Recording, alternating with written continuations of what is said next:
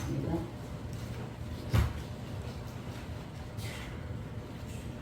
교도하시겠습니다.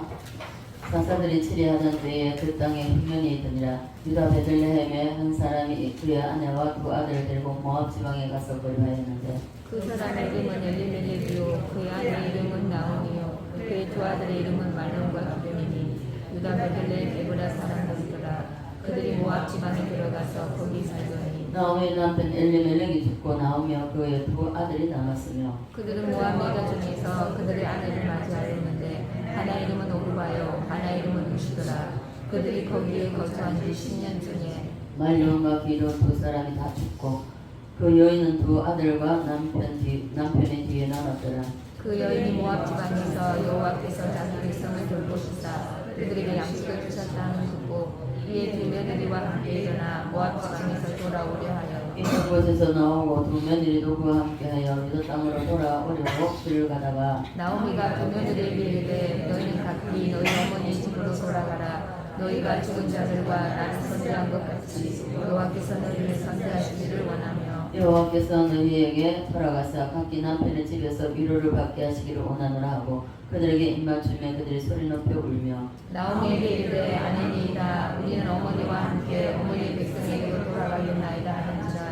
나오미가 이르되 내 딸들아 돌아가라. 너희가 어찌 나와 함께 가려느냐. 내 태중에 너희의 남편들 아들들이 아직 있느냐. 내 딸들아 되돌아가라. 나는 늙었으니 남편을 두지 못할지라. 가령 내가 소망이 있다고 말한다든지 오늘 밤에 남편을 두어 아들들을 낳는다 하더라도 너희가 어찌 그들이 자라기를 기다리겠으며 어찌 남편 없이 지내겠다고 결심하겠느냐.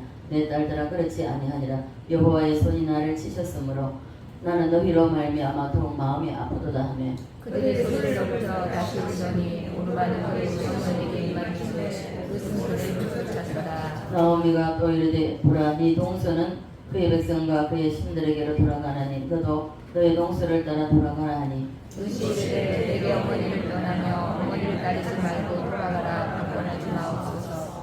어머니께서 가시는 곳에 나도 가고 어머니께서 머무시는 곳에서 나도 머물리나이다. 어머니의 백성이 나의 백성이 되고 어머니 하나님이 나의 하나님이 되시리니 어머니께서 죽으시는 곳에서 나도 죽어 거기 묻힐 것이라. 만일 내가 죽는 일 외에 어머니를 떠나면 여호와께서 내게 벌을 내리시고 더 내리시기를 원하나이다 한지라. 나오미가 루시 자기와 함께 가기로 굳게 결심함을 보고 그에게 말하기를 붙이니라. 아멘. 272장 찬양드립니다.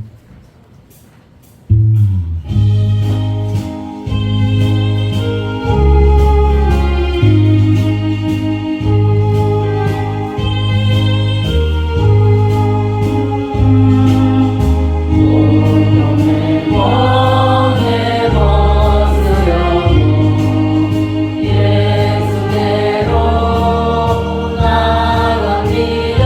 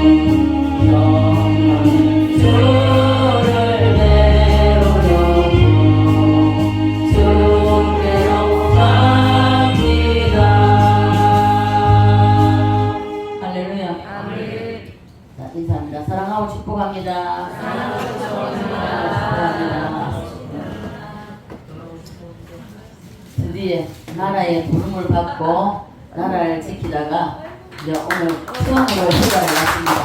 자, 이용기 일어나서 인사를 드려야지. 박수를 받아도 인사를 드려야지. 서서 앞뒤로 인사.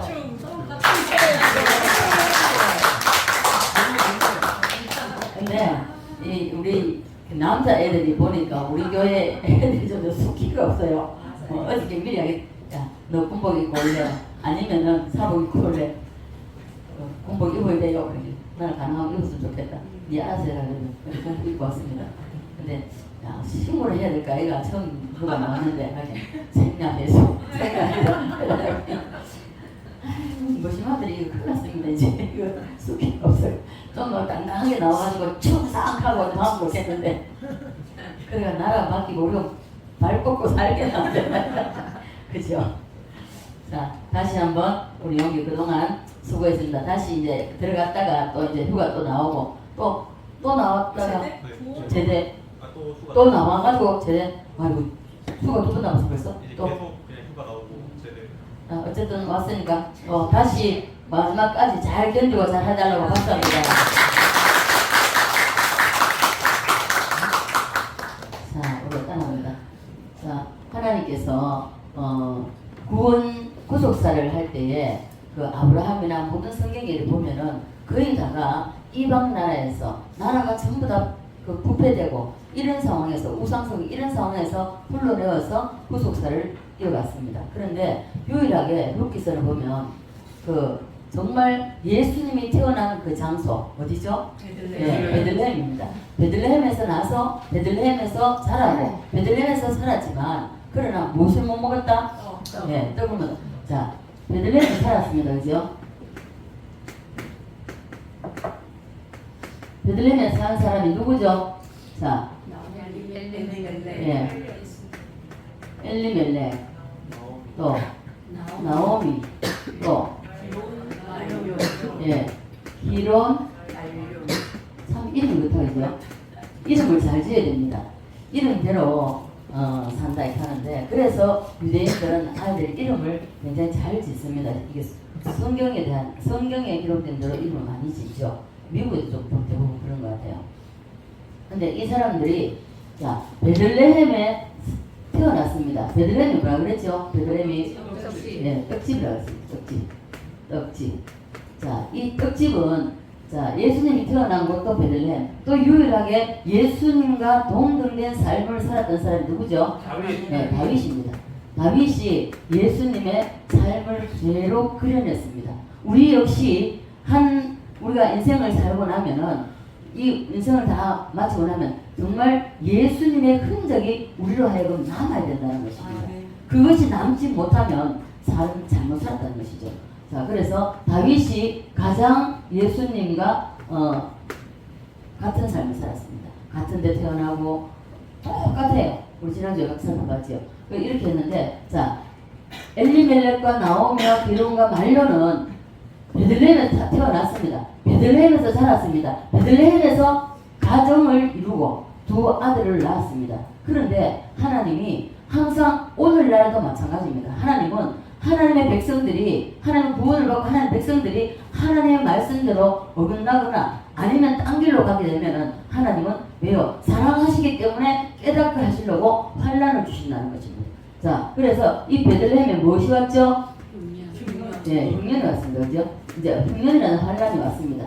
흉년이라는 환란이 왔는데 이 환란이 오니까 자, 이 떡집의 의미를 떡집에서 태어났지만 떡집에서 살았지만은 떡집의 의미를 몰랐습니다. 모르다가 보니까 자, 오늘날도 마찬가지입니다. 예수를 믿노라 하면서도 오늘도 각 교회 한국 교회들이 얼마나 많습니까?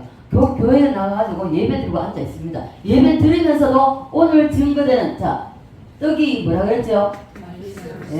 말씀입니다. 말씀인데 오늘도 여러분이 여기 떡집에 나와 있습니다. 떡집에 나와 있음에도 불구하고 이 떡을 못 먹는다는 것입니다. 이 떡을 못 먹어요. 못 먹는 사람이 많다는 것입니다. 그래서 오늘날 한국 교회가 종교 생활하는 사람이 너무나 많습니다. 종교 생활할 것 같으면 하지 마세요. 안 하는 게 낫습니다. 왜요? 자, 오카 테이블도 나와 있습니다. 종교 생활 실컷 하다가 죽었습니다. 죽었는데 보니까 지옥가 있어요. 그래서 지옥가 있는 사람을 보니까 전부 다 꼴꼴 가요. 이럴 줄 알았더라면 잘 믿을걸. 이럴 줄 알았으면 신앙생활 잘 할걸, 내가 봉사 좀 할걸, 내가 헌신 좀 할걸 하고 껄껄 가더라는 애 있거든요. 그 오카 10살짜리가 그 입신 들어가서 한 겁니다. 자, 그래서 우리는 오늘도 이 자리에 나와 있지만은 말씀의 떡을 먹지 못하는 사람, 그 사람만큼 불행한 사람이 없습니다. 왜 껄껄합니까? 예수 믿는다고 주일마다 교회 갑니다. 주일마다 교회 와서도 자, 이 떡을 못 먹으니까 결국은 어떻게 되냐? 지옥 간다는 거예요. 지옥. 떡을 못 먹으면 이 떡이 누구라 그랬죠? 자, 예수 그리스도입니다. 그죠?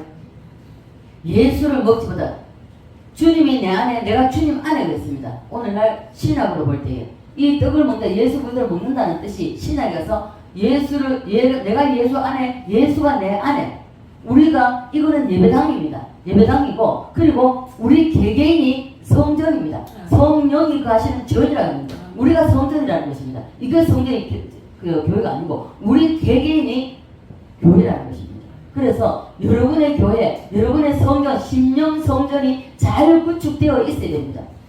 이게 말씀과 기도로서 다져져 있어야 됩니다. 그렇지 않으면은 어떤 환란에도 봐보십시오. 베들레헴에서 태어나고 베들레헴에서 살았지만은 여기서 살면서도 떡을 못 먹으니까 자, 하나님이 이대로 둘 수는 없다. 왜? 사랑하시기 때문에. 사랑하는 자를 히브리서 보면 징계하신다 그랬습니다. 왜요? 징계하지 않는 자 사생자라 그랬습니다.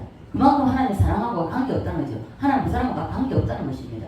그래서 사랑하는 자를 반드시 징계한다는 것입니다. 자, 여러분들 자녀들 기를 때에 여러분 결혼한 사람 다 알죠? 자, 자녀를 기를 때 자녀가 바른 길을 가지 못합니다. 삐딱선을 타고 자꾸 곁길로 나갑니다. 곁길로 나가면서 전에 부흥가서 목사님 그러시더라고요. 걔가 모래사장에 탁 나와. 일렬로 자기 자식을 쫙 세워. 야! 아빠 봐봐. 아빠 잘 따라와. 하고 앞으로 하면서 자기가 옆으로 가게. 옆으로 좀 따라오게. 야! 앞으로 가요. 이렇게 자기가 옆으로 가면서 똑같습니다. 예수를 믿으면서도 내가 예수 안에, 주님이 내가 내 안에 이래 아니면요, 아무리 자녀를 하고 똑바로 하려고 안 갑니다. 왜요? 보는 게 있는데요. 부모가 어떻게 신앙생활을 하냐 그대로 나타납니다. 자녀들한테. 자, 그래서 우리는 생명의 계보를 이어가야 됩니다. 자, 이들은 엘리멜렉과 나오미와 기론과 말로는 베들레헴에서 태어나고 베들레헴에서 살았음에도 불구하고 떡을 못 먹었습니다. 그러니까 하나님께서 가만두시지 않죠. 흔들어 버립니다. 오늘날 대한민국 왜 이렇게 힘듭니까? 오늘날 대한민국 왜 이렇게 어지럽습니까? 왜 주사파들이 판을 칩니까? 하나님께서 예레미야 1장에 보면요, 하나님께서 북방의 가마가 끓는 가마가 기울어졌다고 했습니다. 이게 하나님께서는요, 반드시 과거의 이스라엘 백성들도 그 옆에 이스라엘 나라는 약합니다. 인구도 작습니다. 그럼에도 불구하고 주변에 강대국을 붙여놨습니다. 이 강대국을 왜 붙여놨는가? 이스라엘 백성들이 하나님의 말씀에 순종하지 않냐고 하나님의 말씀을 거역하고 딴 길로 갈 때 해초리로 사용하려고 붙여놨다는 것입니다. 그래서 때로는 바벨론에 포로로 가기도 하고 아수르에 망하기도 하고 이렇게 되잖아요. 자, 그래서 우리 역시 마찬가지입니다. 이 엘리멜렉 가족이 베들레헴에서 태어나고 베들레헴에서 자라고 베들레헴에서 가정을 이루었음에도 불구하고 베들레헴에 떡을 못 먹는다. 예수의 떡을 못 먹는다는 것입니다. 이 떡을 못 먹으니까 어떻게 하나님이 흔들어 버렸어요. 무엇으로? 흉년으로 흔드십니다. 하나님은요, 오늘날에도 똑같습니다. 오늘날에도 여러분 문제가 없고 환란이 없고 고난이 없을 때는 다 잘 믿는 것 같아요. 저 그렇죠? 부모교회에 다녔습니다. 아주 고상합니다. 제가 간증했죠. 너무너무 고상한 사내 집안의 믿음의 집안입니다. 그럼에도 불구하고 남편 장로님이십니다. 그럼에도 불구하고 굉장히 고상하게 예수 믿습니다. 봉사, 기도 안 하는 게 없습니다. 모든 것을 앞장서서 합니다. 그럼에도 불구하고 가장 예수 저렇게 믿어야 된다고 했는데 어떻습니까? 환란이 오니까 없어요. 제가 그때 집사 때였습니다. 집사 때였는데 자, 환란이 오니까 어떻습니까? 고상하던 게요 싹 다 사라져버리고 어디 있어요? 믿음 하나도 없어요. 그래서 그런 걸 보면 여러분 가정에도 환란이 없으면은 그냥 믿음 생활을 고요하게 잘하는 것 같습니다. 그러나 막상 환란이 와보십시오. 이사에서 보면은 높은 나무의 가지에 2, 3개월만 남고 다 떨어져 버린다. 이와 마찬가지로 이 말씀과 기도로서 무장해 있지 않으면요 우리는 누구도 장담 못합니다. 다 무너집니다. 그래서 이 가정도 하나님이 흔드셔서 이 흉년이라는 것을 흔들니까 어디로 갔습니까? 모압으로 갔죠. 자, 모압으로 갔는데 이 모압으로 자기네들을 피하여 갔습니다. 자, 피하여 갔는데 모압으로 피하여 가면 여기 베들레헴의 하나님과 모압의 하나님이 다릅니까? 동일하죠.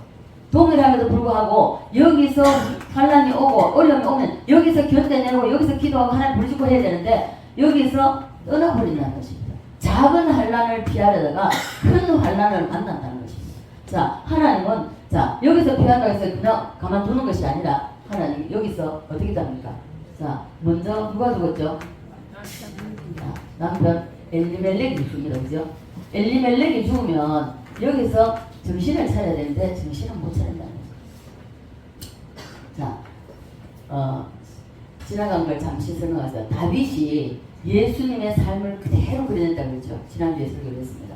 그대로 그려냈는데 다윗이 어디에 들어갔을 때에 자기의 그 선악과를 반납을 했습니까? 예, 엔게드 굴이죠. 자, 엔게드 굴에 들어가서 자 사울을 죽이도록 그 다윗 앞에다 갖다 놨습니다. 그럼에도 불구하고 자기의 어떤 의지, 자기의 그 자를 발동시키지 않고 하나님 앞에 자기의 의지를 맡겼다는 것이에요. 하나님의 의지대로 가도록 맡겼다는 것입니다. 오늘날도 마찬가지입니다. 저와 여러분이 정말 내 의지대로 할 수 있지만 하나님께서는 어떻게 보실까? 하나님께서는 어떻게 하시기를 원하시는가? 이것을 여러분이 깨닫고 그리고 하나님 앞에 내드려야 된다는 것입니다. 근데 여러분 어떻습니까? 어떤 일을 당하면은 자꾸 내 생각, 내 방법대로 하려고 내 의지대로 하려고 하잖아요. 그건 아니라는 것입니다. 아니고 하나님의 뜻이 어디 있는지, 하나님이 왜 나에게 이런 환난을 주셨는지, 왜 하나님이 이런 고난을 주셨는지, 무엇 때문인지 그것을 먼저 하나님께 묻고 그리고 하나님의 뜻에 나는 아니지만 봐보세요. 하나님은 길이 이래 있다면 나는 이리 가면 이쪽으로 가면 내가 살 것 같고 이쪽으로 가면 내가 뭔가를 도움받을 것 같습니다. 그런데 주님은 이쪽으로 가라 그럽니다.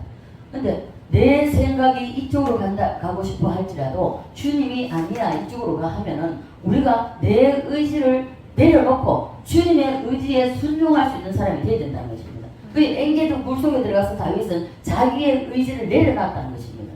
이 자기 의지를 내려놓는다는 것은요 쉽지 않습니다. 누구나 자기 의지를 내려놓는 건 자기가 죽는 것 같아요. 그래서 못 내려놓는 겁니다. 자, 상대방을 죽이지 않으면 내가 죽습니다. 누구나 나 죽이려고 먼저 아마 칼 들 겁니다. 근데 다윗은 아니라는 거죠. 내가 죽일 수 하나님께서 기름 부어 세우신 종을 내가 내 손으로 처단하지 않겠다. 그래서 맡겼기 때문에 그래서 죽이지 않고 자 그냥 옷깃만 배에 나와서 사울에게 합니다. 보십시오. 우리가 우리의 자아가 발동될 때가 언제나 항상 어려움이 올 때입니다. 어려움이 올 때. 어려움이 올 때에 자 끝까지 기도하셔야 돼요. 끝까지 응답이 될 때까지 기도하셔야 되는데 어때요? 아버지 예를 들자면 아버지 나 건강 회복 좀 시켜주세요. 끊임없이 해야 됩니다. 무시로 성령 안에서 기도해야 됩니다. 돈이 필요해요. 아버지 돈 주세요. 나 이렇게 필요합니다. 돈 주세요. 나 필요하다고. 그렇게 말 안 해도 하나님 아세요. 필요한 줄 아신다고. 그러나 너희가 구하여야 할지라 하세요. 에스겔 31장이에요. 그래서 우리가 기도할 때에 자 성급해요. 하나님은 급하지 않습니다. 근데 우리는 너무 성급해요. 아 기도해도 안 주네. 고만 가서 대주라고 어디 가서 빌려. 안 됩니다 이거는. 자 봐보십시오. 제가 우리가 모든 것은 주권은 하나님께 있습니다. 하나님께 있기 때문에 그래서 저는 제가 생각하는 아버지 내 마음속으로 생각하는 게 있었어요. 생각하는데 근데요 생각하는 것조차도 자 사람은 모릅니다. 그러나 하나님은 아세요. 하나님이 아시기 때문에 생각하는 그것조차도 하나님은 채워주신다. 왜? 자 내가 예수 안에 예수가 내 안에 이렇게 될 때에 생각만 해도 하나님이 자 생각에 즉각적으로 이루어지고 있습니다. 그러나 생각을 하고 있을 때에 이가 시간이 갈수록 자 생각이 떠나지 않고 있을 때는요 그 생각대로 하나님 이루어 가시더라고요. 여러분들 이런 걸 기억하셔야 됩니다. 그래서 내 의지를 내려놓는 게 굉장히 중요한 겁니다.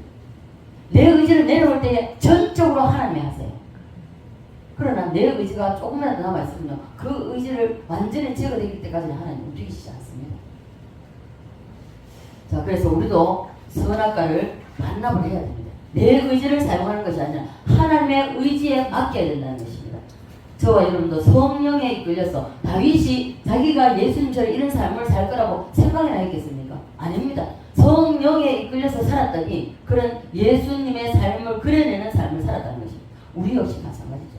우리 역시 우리가 정말 성령에 이끌려서 내 자아를 내려놓고 내 의지를 내려놓고 그리고 성령에 이끌려서 삶을 살 때는 살고 보니까 예수님의 다윗처럼 이런 삶은 아니지만 그래도 예수의 흔적을 남길 수 있는 그런 삶을 살 수 있다는 것입니다.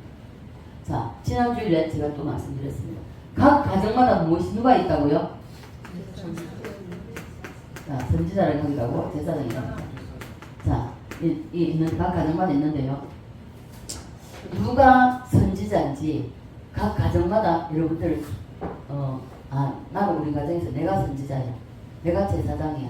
그렇다면 여러분들이 그렇게 생각한다면 제사장이고 선지자라면 여러분은 그에 걸맞는 삶을 살아내셔야 돼요. 삶을 살아내지 않고 나는 선지자다, 나는 제사장이다. 아니요. 사람은 속일 수 있지만 하나님은 속이지 못합니다. 그렇기 때문에 반드시 여러분이 제사장이고 선지자로 여러분 가정에서 정말로 하나님 앞에 쓰임받는 그런 사람으로 세워졌다면 그런 말씀과 기도로 무장해서 하나님이 원하신 뜻이 무엇인지 여러분이 분별하셔야 됩니다. 그래서 모든 가정마다 다 있습니다. 없는 가정, 믿는 가정에는 다 있어요. 다 있기 때문에 가정에서 선지자가 잘해야 가정이 구원받고 하나님이 예비하신 축복을 받을 수 있습니다. 여러분 가정의 선지자 그리고 제사장 사명이 여러분들 가지고 있다면 그러면 여러분들 잘 감당하시기 바랍니다. 선지자의 사명을 잘 감당해야 되는데 이 선지자의 사명을 감당하지 못하고 이 멍청하게 되면요 뺏깁니다. 뺏기기도 하지만은 그러나 환란의 바람에 선지자가 제대로 못하면 가정이 전체가 힘들어요. 가정 전체가 힘듭니다. 그래서 옆 사람하고 인사하세요. 선지자 사명을 잘 감당합시다. 선지자가 시원찮으면요 오늘 거기서 보십시오. 망합니다. 그죠? 이 가정의 선지자는 우리가 볼 때 육신적으로 볼 때는 엘리멜렉 같습니다. 가정이기 때문에 엘리멜렉 같은데 그런데 아니라는 것입니다. 왜요? 엘리멜렉이 죽었잖아요. 기록과 말론도 죽었잖아요. 선지자는 안 죽습니다. 그래서 이 가정의 선지자는 나옴인데 이 나오미가 선지자의 사명을 제대로 감당하지 못했습니다. 그래서 한 가정을 다 말아먹어버렸죠. 선지자가 말아서면요 그 가정은 삽니다. 살리는 역사가 나타나요. 그러나 선지자가 제대로 못 서면요 그 가정 다 망해버립니다. 다 죽이는 것이죠. 왜 그렇게 되었냐면요 이 사람들이 태어나서 나면서부터 원래 출발점이 베들레헴이고 또 그곳이 또 도착점입니다. 베들레헴입니다. 그럼에도 불구하고 떡집인데 떡을 못 먹었다는 것이죠. 자, 그래서 이 떡집에 왜 떡집인가에 대해서 지난주에 우리가 이야기를 하려다가 마쳤는데요. 여러분 다 떡을 먹는 사람이 되시길 간절히 소원합니다. 자, 요한복음 6장이 떡장이라고 말씀드렸습니다. 그죠? 떡장인데 자, 이 예수를 어떻게 먹을 것인가? 이게 예수님이 제자들에게도 직접을 설명을 하는데도 불구하고 이 제자들도 알아듣지는 못해요. 그와 마찬가지로 오늘날에도 많은 크리스천들이 있지만은 1200만이나 가잖아요. 그 적다 800만을 칩시다. 800만이나 치더라도 예수의 떡을 먹는 사람이 소수라는 겁니다. 많지 않다는 것입니다. 저는 그걸 직접 평신도 때 경험하면서 하나님께서 그걸 깨닫게 하시면서 정말 정신 똑바로 차리고 예수 믿어야 되겠다는 거. 거지부전 사탄은요 우리가 할 수만 있다고 우리를 넘어뜨립니다. 가만두지 않습니다. 왜요? 우리를 통해서 저와 여러분을 통해서 하나님의 어떤 일을 하실 것인가 이미 계획되어 있기 때문에 그것을 막으려는 것입니다. 그것을 무너뜨려 못하게 하려는 것입니다. 그러나 우리는 주님이 이기셨기 때문에 여러분 다 반드시 이기시기를 바랍니다. 따라서 예수를 먹자. 자, 떡장인 요한복음 6장을 보면요 예수님이 떡장을 시작하기 전에 먼저 주님이 펼쳐주시는 게 있습니다. 오병이어의 그 기적을 펼쳐주셨죠. 자, 예수님이 여기서부터 힌트를 줍니다. 왜 자신이 떡이고 왜 베들레헴에 났고 왜 예수님은 베들레헴에 날 것을 미리 예언하셨는지 이미 예수님이 직접 요한복음 6장에서 말씀하고 있다는 것입니다. 요한복음 6장 볼까요?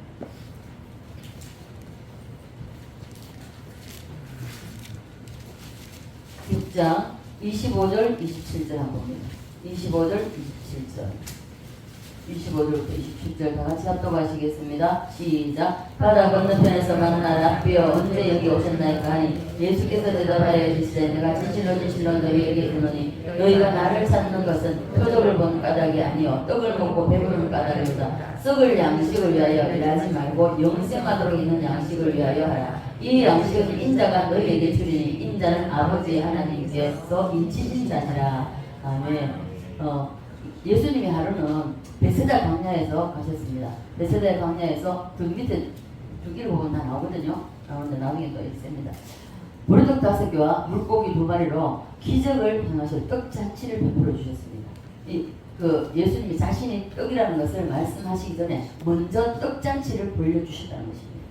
자, 떡잔치 베풀어 주셨는데 베세다에서 주님이 떡잔치를 이 기적의 행위를 이것은 단순한 육신의 떡을 사람에게 주기 위해서 육신의 떡을 줘서 배불리 사람들의 그 배를 불리고자 하는 것이 거기에 단순히 거기에 뜻이 있는 게 아니라는 것입니다. 육신의 떡을 사람 배불리 먹고 여기에 국한되게 하는 것이 아니라 자신이 떡이라는 것을 생명의 떡이라는 것을 이걸 말씀하기 위한 선제적인 그 행동입니다.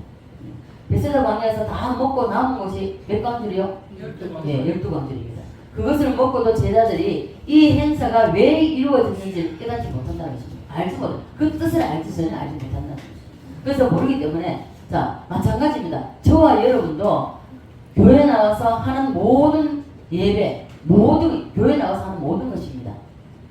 예배나 교회에서 하는 헌신과 봉사와 헌금 드리는 이 모든 것들이 자 이런 것을 통하여서 결국은 생명의 떡이신 예수를 먹고자 하는 것입니다. 그래서 본질이 무엇인지 여러분 분명히 아셔야 돼요. 남전도회, 여전도회, 교회에서 어떤 행사를 하는지 알죠? 주일학교, 중고등부 뭐 등연할 것 없이 모든 일을 할 때는 이것이 무엇을 주제로 하냐, 무엇이 이게 부가 되어야 되냐면 말씀입니다. 예수입니다. 예수. 자 그래서 결국 예수님은 예수를 먹기 위해서 우리가 모여서 하는 것입니다. 하는 것인데 그런데 가장 중요한 예수의 떡을 먹어야 되는데 여러분 설교 시간에 말씀 선포 시간에 여러분 졸면 되겠습니까? 안 되겠습니까? 졸아야 됩니까? 그 말이 없습니까? 졸면은요 사탄이 와서 조름마귀를 통해서 떡을 못 먹게 하는 겁니다. 자 그래서 반드시 정신을 차리고 예배를 드려야 됩니다. 기도를 하든지 찬송을 하든지 무엇을 하든지 교회에서 하는 모든 행사의 본질은 예수를 먹으려는 것입니다. 이게 본질이 무엇인지 여러분 비본질을 가지고 자꾸만 다투지 마십시오. 비본질에 여기서 여러분들이 자아를 발동시키지 마십시오. 그러면 여러분들이 먹은 떡에 예수를 먹은 거에 다 흠이 되어버립니다. 예배요 다 날아가버립니다. 소용없습니다. 예. 그래서 모든 행사에 있어서는 본질은 예수입니다. 있습니까? 그런데 제자들조차도 이게 베세다 강에서 떡잔치를 베풀어 주셨는데도 불구하고 이걸 전혀 깨닫지 못했습니다. 그래서 배를 타고 가면서 오병이어의 기적을 통해서 떡을 먹고 남은 것을 가지고 오지 않은 것에 대해서 이제 서로 근심하고 걱정합니다. 관심이 배부르게 먹은 떡을 생각하고 12광줄에 남은 떡에만 관심이 있다는 것입니다. 예수에 대해서는 관심이 없다는 것이죠. 자, 그때 예수님이 그 떡에 대해서 너 신경 쓸 것 없다. 그 떡에 대해서 왈가왈부 할 거 없다는 것입니다. 왜요? 오늘날 교회도 마찬가지입니다. 교회도 다른 걸로는 별로 관심이 없어요. 별로 중요하게 생각 안 합니다. 서로 막 어디 가서 먹으러 가고 뭐 관심은 서로 모여가 노는 거. 아니 안 된다. 모인다 할지라도 그 모임에 본질이 뭔가 예수 빠지면은 다 헛일입니다. 자 그래서 어떤 경우는 제가 이제 지금 부산에 있을 때입니다. 부산에서 경험한 거지만은 이래요. 항상 관심을 어디 두느냐? 야 내가 낸 헌금을 어디다 쓰여주고 있지? 여기 가서는 항상 기도하는 사람은 절대 말이 없습니다. 헌금 많이 하는 사람은 말이 없습니다. 헌금을 정말로 자기 주머니에 진짜 아닌 게 그 사람 제가 잘 알거든요. 그분도 밀양서 같이 왔던 사람입니다. 같이 왔던 사람입니다. 헌금도요 쉽게 말하면 옛날 그때 같으면 10,000원짜리 나오면 어이씨 하고 집어넣고 5천짜리 되는 이런 사람 재직회만 하면 헌금은 딱 손 들고 얘기해요. 그 재직회 할 때마다 그게 힘든 거예요, 목사님. 자, 그래서 우리는 다른 것에 신경 쓰지 말고 이게 본질에 신경 쓰시기 바랍니다. 본질은 누구라? 예수. 다 같이 따라서 예수. 다시 한번 합니다. 예수. 생명의 떡이신 예수에게 관심이 있어야 된다. 이게 본질입니다. 자, 그래서 그렇게 하는 사람을 보면요, 꼭 있잖아. 제가 나오고 난 뒤입니다. 그 사람이. 그 이름 이제 보겠어요. 주집사인데 이름 보겠는데 결국은 나중에 나가더라고. 자, 그래서 헌금은요, 하나님 앞에 얼마가 됐든지 드렸으면 그것을 끝나야 됩니다. 어떻게 교회가 어떻게 사용하든지 만약에 잘못 사용하면요, 쉽게 말해서 제가 이제 담임 목사니까 제가 허락해서 뭐 쓰고 하는 그럼 제가 징계를 받습니다. 제가 하나님 앞에 책망 받게 되고요, 징계를 받게 됐습니다. 잘못 쓰게 되면. 그래서 우리는 비본질에 관심을 뺏기면 안 됩니다. 있습니까? 한국 교회가 무너진 이유 중에 하나가 관심사가 예수가 아니라 예수 외에 비본질에다가 관심을 가지고 두고 있기 때문에 이것을 가지고 다투기 때문에 교회가 망가진다는 것입니다. 사탄이 춤을 추는 거죠. 별거 아닌 직분 가지고도요 따집니다. 다툽니다. 어이 네가 뭔데 나한테, 내 장로인데, 내가 권사인데, 내가 그래도 너 역적을 못하 나한테, 네가 감히 나한테 이래. 이거요 하나님 보실 때요 우습습니다. 절대로 안 됩니다. 그래서 직분이 아무리 높아도 예수 먹지 못하면 가짜입니다. 진짜 아니에요. 가짜입니다. 그리고 큰 교회를 보면요, 제가 부산에 있을 때도 그랬습니다. 울산에 있을 때도 교회가 크니까 성가대가 다 있습니다. 지휘자도 있고요. 그리고 악기 다루는 사람 많이 있습니다. 특히 피아노 반주. 피아노 반주는요, 보통 보면 장로, 권사 집안의 자녀들이 많이 합니다. 오늘날 교회가 잘못된 게 뭐냐면요, 이거 성도를 갖다 강제로 끌어들이려고 하니까 반주자도 돈을 줘, 성가대 지휘자도 돈을 줘, 악기 다루는 사람 다 돈 줍니다. 이게 잘못된 거예요. 정말 잘못된 겁니다. 이런 교회 안에서 세상 문화가 들어오기 때문에 하나님은 그냥 두시잖아요. 왜 오늘날 이 한국 교회가, 대한민국 왜 어렵습니까? 한국 교회가 잘못됐기 때문에 물질 만능 시대를 만나가지고 돈으로서 해결하려고 하기 때문에. 그래서 지휘자의 웬만한 지휘자는요 좀 이름 있는 지혜가 없어 굉장히 교만해요. 내가 누군데 특별 대우를 해줘야 된다. 큰 교회에 제가 소문에 들었지만요, 지휘자 돈 엄청 많이 줬다고. 그래서 자기 딸 반주 안 시켜준다고 시험 들어가지고요 싸우고. 그래서 우리 특별 대우 해주는 거예요. 절대 아니다. 자기가 받은 은혜가 있기 때문에 내가 정말 이걸 바이올린이나 첼로나 어떤 악기를 다루고 있던 그것으로 내가 헌신하고 봉사할 수 있어서 너무 감사의 눈물을 흘려야 됩니다. 그런데도 불구하고 아니라. 그래서 사랑제일교는요 재직회도 없습니다. 성가대도 없습니다. 그 목사님이 우리 전 교인이 성가대다. 우리 딸이 이제 천가 지옥을 볼 때에 타는 7열차인데 투명하고 점검을 되어 있고요. 7칸이고 7글자. 하나님 사랑 싣고 이렇게 7글자. 천사가 운전대를 잡고 운전하고. 그런데 자 보시죠. 제일 처음에 누구 타라 소리 안 하고 그냥 순서가 그대로 제일 먼저 목사님 타고 그 다음에 성가대가 타고. 성가대가 대단합니다. 대단하지만은 이게 성가대로서 정말 하나님을 찬양하는 데 있어서 이게 바르게 쓰여지지만 성가대가 뻥입니다. 하나님이 받으시는, 그리고 성도들의 영을 하늘 보좌로 끌어올리는 것이 성가대의 역할입니다. 근데 이것을 모르고 그냥 성가대 내가 목소리 자랑한다. 오 목소리다. 아니요, 천만의 말씀. 목소리가 비록 투박하고 진짜 음도 잘 안 맞고 노인들 옛날에 우리 권사님들 한번 보십시오. 그냥 쫙 갑니다. 그래서 그 찬양이 얼마나 은혜스럽습니까? 이게 하나님 앞에 하나님 보좌를 올려지는 찬양이지 목소리 좋다고요? 절대로 아닙니다. 이 속에서 성령이 역사를 해서 성령이 묻어나와야 됩니다. 찬양하는 데 있어서. 이게 묻어나오지 않으면 뻥이에요. 가짜입니다. 그래서 성가대 출발점은 어딥니까? 미리암이 이기고 돌아왔을 때 소고추는 춤추는 찬양이잖아요.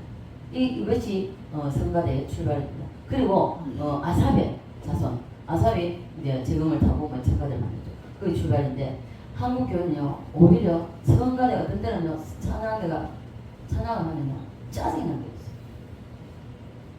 그리고 성가대가 어떤 거 연습 찬양대 대원이 되려 하면요 기도 더 많이 해야 됩니다. 그리고 지휘하는 반주하는 사람들 모두 다요. 정말 기도 많이 해야 됩니다. 기도하지 않으면요 대박. 우리가 성령의 사람은요 딱 들어보면 알아요. 아, 저 기도 안 했구나. 대박 안 합니다. 그래서 오히려 한국교회 성가대 대원들이 찬양을 통해서 성도의 영을 기도해가지고 막 일찍 나와가지고 기도하고 하나님 앞에 그대로 영을 끌어올려가지고 하다 보면은 오히려 끌어내려요. 성가대가. 그래서 성가대는요 정말 중요합니다.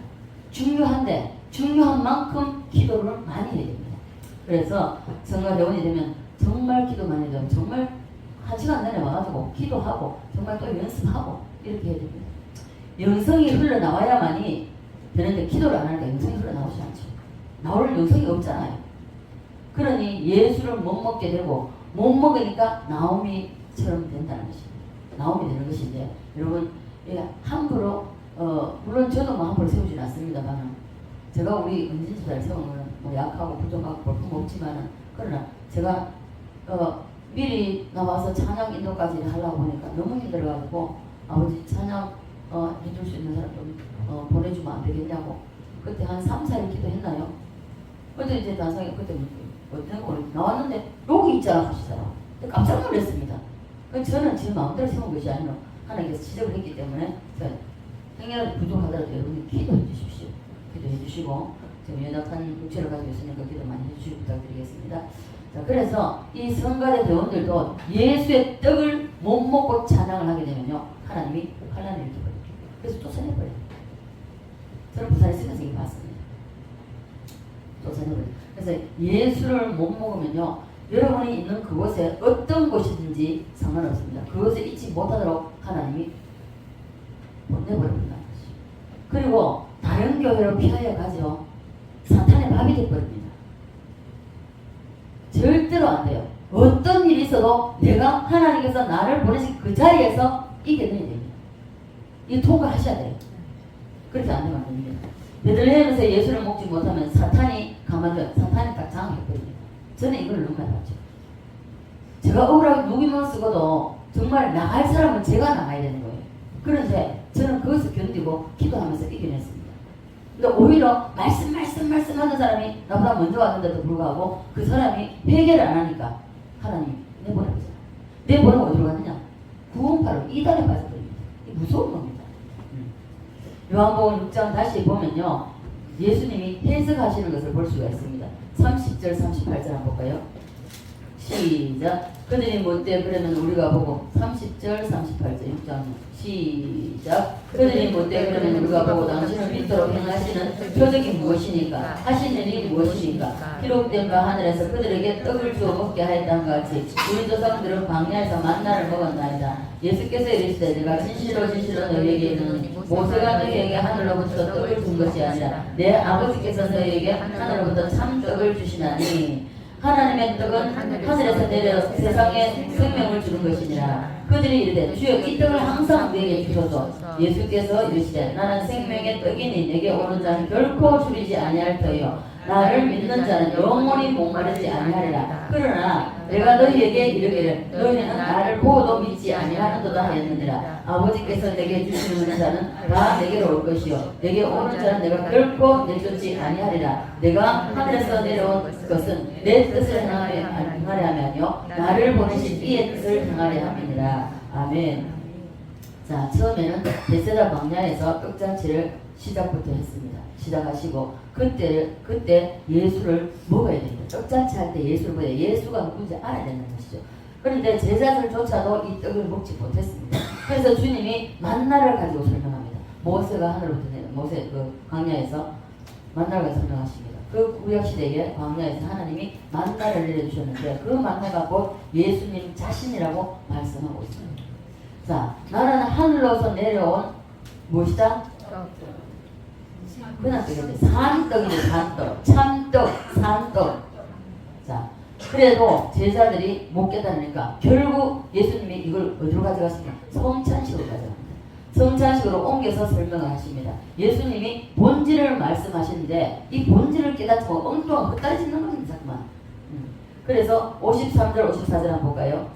53절 54절 시작. 예수께서 이르시되 내가 진실로 진실로 너희에게 이르노니 인자의 살을 먹지 아니하고 인자의 피를 마시지 아니하면 너희 속에 생명이 없느니라. 내 살을 먹고 내 피를 마시는 자는 영생을 가졌고 마지막 날에 내가 그를 다시 살리리니. 아멘.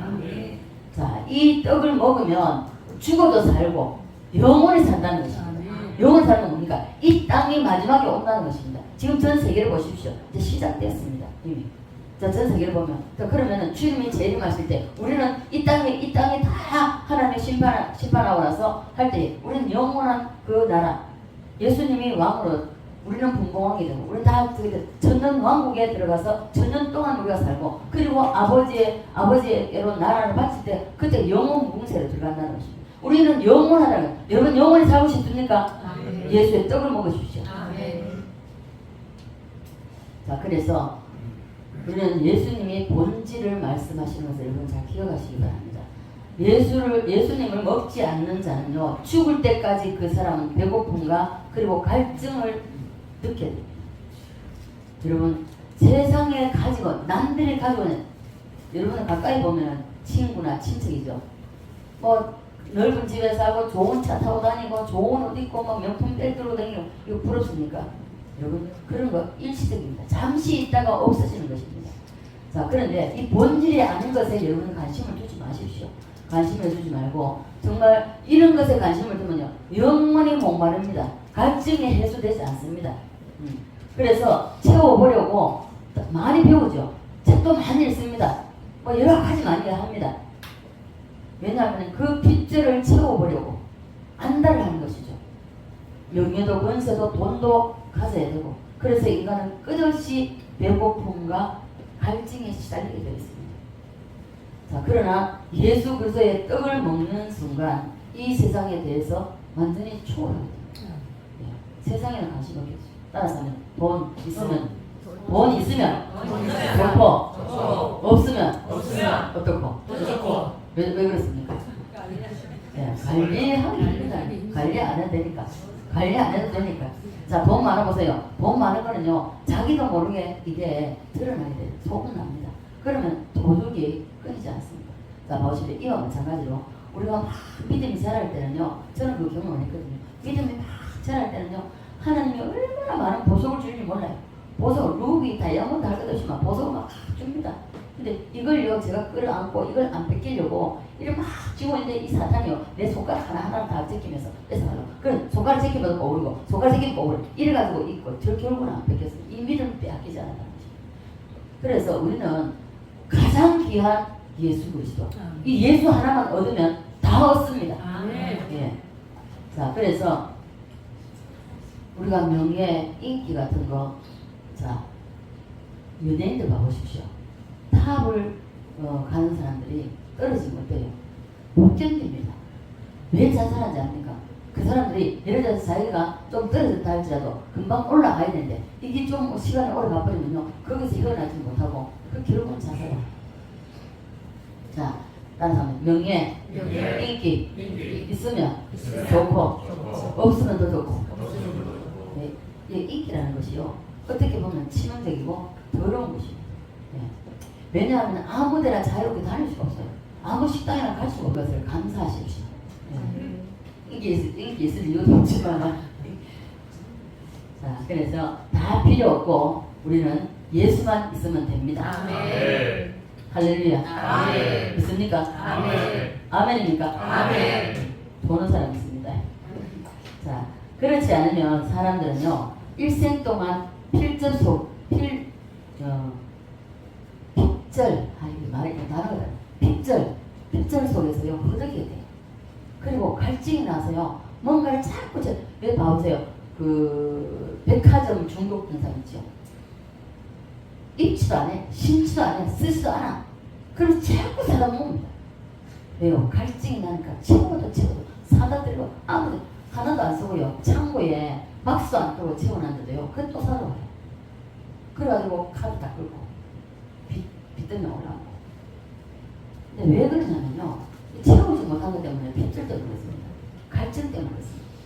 그래서 돈에 시달리고 명예에 권력에 이런 것에 시달리게 돼 있습니다. 그러나 예수만 예수 떡만 제대로 먹으면 다 날아가 버립니다. 예수님이 말씀하셨습니다. 나를 먹는 자는 이 세상의 모든 것을 초월한다. 네, 오늘 보면 나와있죠. 자, 뒤에 보면 보자. 자, 나중에 뒤에 나오니까 뒤에 봅시다. 자, 그래서 우리는 어떠한 가운데서도 예수의 떡을 확실히 먹어야 됩니다. 정확하게 먹어야 됩니다. 네, 그렇게 먹을 때에, 자, 그래서 예수를 먹는 자와 먹지 못하는 자, 여러 가지 면에서 본질적으로 다 드러나게 되어 있습니다. 자, 사람은요, 저는 이제 워낙 이제 성령을 강하게 받아버려서 그걸 몰랐습니다. 몰랐는데 제가 이제 사역을 하고 전도도 이제 하면서, 근데 우리 수목교사님도 처음에 그랬어요. 제가 전에 한번 말씀드렸죠. 처음에 은혜를 받고 이러면요, 이게 양신 역사를 합니다. 양신 역사를 하기 때문에 양신 역사 하는 사람 누구나 다 마찬가지입니다. 성령을 강하게 받아가지고 성령에 장악돼 버리면 괜찮은데, 그렇지 않으면 다 양신 역사입니다. 이 조심하셔야 돼요. 근데 양신 역사인데 분별을 못하니까 뭔지 몰라요. 똥이 됐는지 모르는 거예요. 색깔이 같으니까. 그래서 모르고 이야기를 하는데, 본다 듣는다 할 때 굉장히 조심하세요. 은사가 임할 때 조심하셔야 돼요. 그래서 우리 권사님한테 신유 은사, 예언의 은사 여러 가지 은사가 있습니다. 안 썼습니다. 근데 어느 날 하나님이 사용하시더라고요. 저는 그게 뭔지 몰랐습니다. 그것도 나중에 또 다시 뭔지 몰라서 그냥 흘러버렸습니다. 그리고 다시 또 그 사람을 믿었는데 사용하라고. 그때서 이제 알았습니다. 하나님한테 쓰시라고. 그리고 오늘 빚진 자 이 찬양도 제가 정말 아침에 나와서 기도를 아침에 일어났는데 계속 이 찬양이 나오는데, 제가 기도 한 사람하고 기도는 계속 좀 집중을 하게 있거든요. 이 찬양이 계속 나와요. 그래서 우리는 예수의 떡만 제대로 먹으면 예수 안에 다 있기 때문에, 자, 이 우주 만물을 창조하신 분 누구십니까? 예수. 자, 이 예수만 있으면요, 이 세상을 다 가져가는 동일합니다. 자, 일단 나타나는 게 뭐냐면, 예수의 떡을 제대로 먹은 사람은요, 이 세상의 모든 것들에 대해서 없어도 만족합니다. 없어도 만족하고요, 원망 불평이 없습니다. 네. 저의 말을 자주 해서 좀 죄송한데요, 저는 처음에 81년도에 예수 믿을 때에 본질 속으로 바로 들어갔습니다. 왜냐면 워낙 성령을 강하게 받았기 때문에 제 의지는 관계없었습니다. 제 의지와는 관계없이 끌려다녔었던 거예요. 바로 들어가서 성령에 끌려서 땅의 것을 바라본 것이 아니라 정말 하늘을 소망해 주님만 바라봤습니다. 주님만 바라보고 달려와서 여기까지 오게 됐습니다. 자, 전 목사님 처음 예수님 만나고 이제 방학이 돼가지고 시골 나왔어요. 이 시골 가기만 하면 이제 어렵잖아요. 뭐 버스도 안 되기는 그런 동네니까. 그러다 보니까 이제 고추 농사를 짓고 하는 농사를 지으셨어요. 어머니가 이제 농사를 딱 오면, 방학 때 딱 오면은 벌써 동생하고 전도국 목사님 동생이잖아요. 동생하고 둘이를 부른대요. 그러면 그 의성에는 고추밭이 꽃이 키가 커요. 예, 우리도 어른도 들어가면 여기까지 오거든요. 여기까지 오고, 그리고 애들이 들어가면요, 이 덮어요. 이게 또 이게 가로수처럼 이렇게 돼 있어. 덮어요. 고랑이 이제 그늘져요. 그러면은 그 안에 들어가보면요, 이 그늘져서 시원할 것 같죠?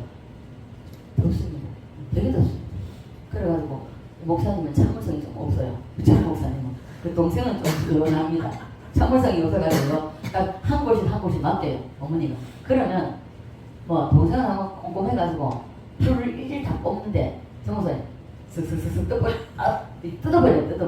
뜯어버리고 나와가지고 자기 다 했다고 폭발 벌리고, 땅은 너희들이 가져라, 하늘은 내가 가지란다 하고 소리 지르고, 어머니가 이 소리를 듣고 이놈의 새끼 하면서 낯을 들고 막 쫓아가지고 목사님 막 야단치고 있다 하는데, 자, 그래서 전 목사님은요, 그때부터 벌써 철학자가 되었습니다. 철학자.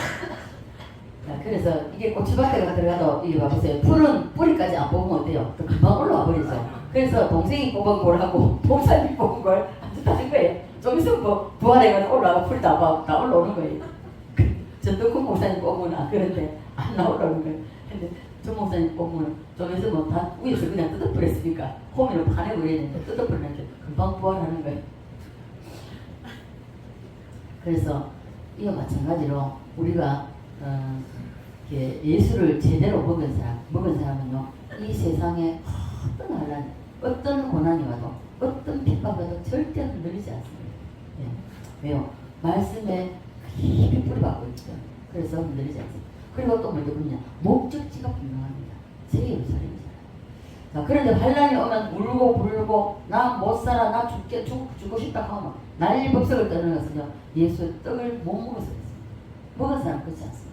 물론 먹은 사람도 갑자기 환란이 어떤 어려움이 닥치면 주저앉을 수 있습니다. 그러나 바로 일어나서 주님 앞에 엎드립니다. 그게 다릅니다. 그래서 이런 사람은 다 나오미 학과입니다. 나오미와 동일하다. 한국 교회 80~90%는요, 교회 다니면서도 베들레헴에 떡을 먹지 못하고 다니는 사람이 대부분입니다.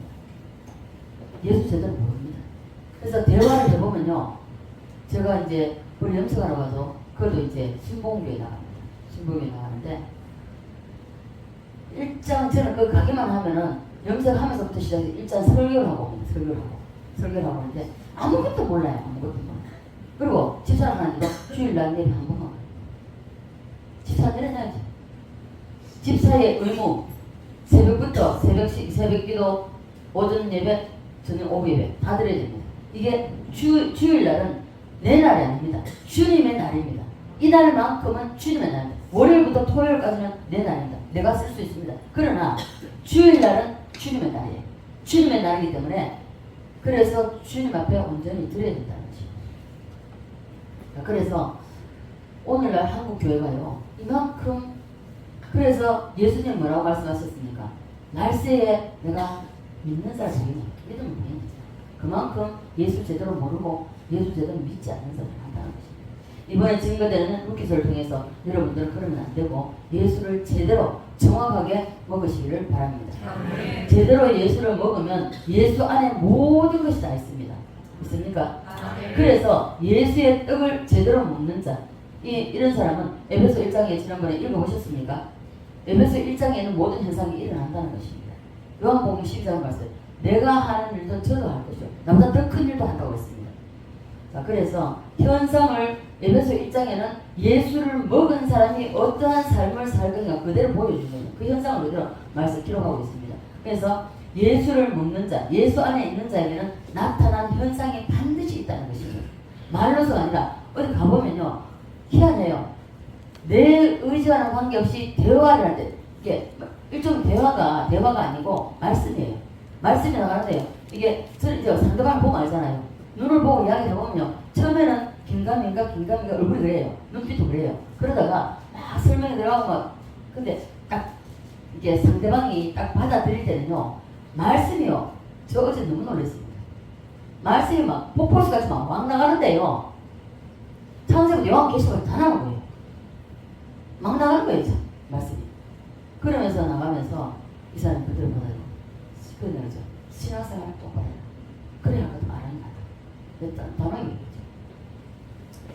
그래서 우리는 어떤 가운데서든지 정말 예수 하나 제대로 먹으면 모든 것을 가진 자이기 때문에, 그래서 예수 안에 모든 전체라고 하면 됩니다. 전체라고 하면 되고요, 다라고 생각하면 됩니다. 따라서 합니다. 예수 먹으면 다 가질 수 있다. 믿습니까? 아멘. 할렐루야. 아멘. 네. 아무리 우리가 어떤 가운데서는, 어떤 모임에, 어떤 무리에 속했을 때에 그 무리의 법칙을 따라서 베들레헴의 떡을 먹은 자, 그리고 못 먹은 자는 교회 안에서도 갈려지게 되어 있습니다. 갈려집니다. 자, 예수 떡을 먹은 자와 먹지 않는 자, 대화가 안 됩니다. 못 먹은 자는, 예수의 떡을 제대로 못 먹은 자는 대화가 안 돼요. 어긋납니다. 통하지 않아요. 서로 통하지 않기 때문에 그렇습니다. 그래서 떡을 먹은 자는 떡을 먹은 자끼리 뭉치되어 있습니다. 분리되게 되어 있어요. 그리고 못 먹은 자는 못 먹은 자까지 어울리게 되어 있습니다. 예. 그래서 이 비율이 못 먹은 사람이 예수의 떡을 못 먹은 사람이 교회에 많으면요, 그 교회는 예수를 못 먹은 사람이 이 교회를 주동해 이끌어갑니다. 그러나 예수의 떡을 먹은 사람이 더 많으면 예수의 떡을 먹은 사람이 주동해 이끌어갑니다. 그래서 교회가 달라집니다. 한국 교회 대부분이요, 이 예수의 떡을 못 먹고 이끌어가고 있습니다. 그래서 봐보십시오. 지금 현재 어떤 시대인지를 깨닫지 못하고 안일하게 그냥 내가 왕인데, 여기서 왕인데, 그걸 못 내려놓는 겁니다. 그래서 나라가 어지럽고 나라가 엉망인데도 불구하고 거기에 같이 협조하지 못한다는 것입니다. 떡을 못 먹은 사람은요, 대화의 주제가 안목의 정력, 이생의 자랑입니다. 그뿐만 아닙니다. 내가 이런 사람이다. 나는 능력자다. 나는 은사자다. 나는 무엇을 가졌다. 나는 무엇을 한다. 이겁니다. 아니요. 예수의 떡을 먹은 사람은 절대 그렇지 않고 그대로 보석은 숨겨놔야 됩니다. 숨겨놨다가 하나님 주님께서 쓰시려고 할 때에 이것은 주님은 내에서 쓰십니다. 내가 내서 쓰는 것이 아니라 주님이 쓰신다. 그래서 우리는 절대로 우리가 안목의 사람, 이성의 사람 이거에 우리가 빠지면 안 됩니다. 구역 예배 후에도요, 우리가 대화의 주제가 떡을 못 먹은 사람이 주제를 끌고 가게 되면요, 이건 은혜가 안 되는 거예요. 은혜가 안 되고, 그 떡을 못 먹은 사람, 떡을 먹은 사람과 못 먹은 사람을 끌어가는 게 완전 다릅니다. 우리 성우 목사님처럼 제가 항상 요 무지개 아파트 살 때 제가 항상 케어를 했기 때문에, 제가 전도를 했고 이러기 때문에, 그러면 제가 나와 만나면 늘 항상 영적인 얘기입니다. 성경 얘기고 영적 얘기고. 그리고 대원교회 가면은 저는 교회도 크고 뭐 이렇게 저는 진짜 떡을 못 먹는 사람이 맞아요. 이게 만나면 아파트 몇 평, 뭐 남편 뭐 해가 돈 잘 벌고 이런 이야기밖에 없는 겁니다. 그러니까 스트레스를 받아가지고 항상 막 부인님을 맞추고 막 썩이 나가지고 있잖아요. 그래서만 안 된다. 오늘날 한국 교회가요 80~90%는 거의 다 그렇다는 것입니다. 그래서 떡을 먹은 사람이 주도권을 끌고 가야 된다는 것을 오늘 말씀을 통해서 우리는 알 수가 있습니다. 떡을 먹지 못한 사람은 어떻게든 자기들이 주도권을 잡으려고요 악의다 떡을 합니다. 예배 왜 그러냐면요, 그 배후에 떡을 먹은 사람은 성령이 그 배후에 지배를 합니다. 떡을 먹지 못한 사람은 누가 지배냐? 사탄이 지배합니다. 사탄의 영이 역사를 하고 있기 때문에 그래서 안 된다. 교회는 물과 기름이 합할 수 있습니까? 안 되듯이 동일하다는 것입니다. 같은 주제, 대화 주제가 취미가 이런 거 비슷비슷한데요, 다릅니다. 같은 주제로 말을 해도요, 서로 교통이 안 되기 때문에 전혀 다르게 빗나간다는 것입니다. 뭐라고 설명할 수가 없어요. 안 됩니다. 여러분 여기까지 이해가 되십니까? 성령이 뒤에서 누가 미느냐에 따라서 달라진다는 것입니다. 사단이 밀고 있느냐 아니면 성령이 밀고 있느냐, 배우의 역사하는 영이 무엇이 그 사람을 밀고 있는가, 이걸 우리가 알으셔야 됩니다. 성령으로 하는 것과 육으로 하는 것 전혀 다릅니다. 그래서 회의는 하고 우리는 생명의 떡이신 예수를 먹어야 됩니다. 있습니까? 네. 누가복음에 엠마오로 대기하는 제자들 있죠. 이 제자 두 제자들 보면 떡을 먹기 전에는 제자들이 주님과 함께 동행을 하면서 주님이 성경 공부를 시킵니다. 성경 공부를 하면서 같이 내려가면서도 예수님인 줄 전혀 모릅니다. 예루살렘에서 그날 있었던 일을 다시는 모르냐고 오히려 대박이잖아요. 떡을 못 먹었어요. 그래서 예수님이 주막에 들어가서 떡을 입에 넣어주니까, 떼서 넣어주니까 그때의 영의 눈이 열려서 예수님을 알게 돼. 이미 예수님을 떠나고 있습니다. 자, 그래서 떡의 미력이 얼마나 센지 강한지 여러분 기억하시기 바랍니다. 여러분 한 사람도 예외가 없습니다. 여러분 다 생명의 떡이신 예수를 먹으십시오. 이 예수를 먹는 자만이 삽니다. 이 예수를 먹는 자는 나만 살 것이 아니라 내 주변에 있는 사람을 살립니다. 살리는 일을 하게 되어 있습니다. 네. 그래서 한 사람도 빠짐없이 우리는 생명의 떡이신 예수를 먹읍시다. 아멘. 그래야 영의 눈이 열려서 주님이 나와 함께 계심을 알게 됩니다. 있습니까? 떡을 먹어야 눈이 열립니다. 떡을 먹어야 영의 귀가 열립니다. 영의 눈이 열립니다. 그래서 누가복음 24장 13절부터 18절까지고요. 30절부터 36절까지 말씀의 내용이 엠마오로 내려가는 두 제자 예수님과 함께 동행하면서 그 내용입니다. 집에 가서 찾아보십시오.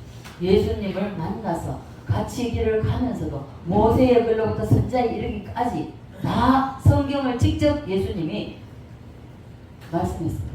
직접 배웠습니다. 그죠? 직접 배우면서 들으면서 말씀을 들으면서 걸어가고 있습니다.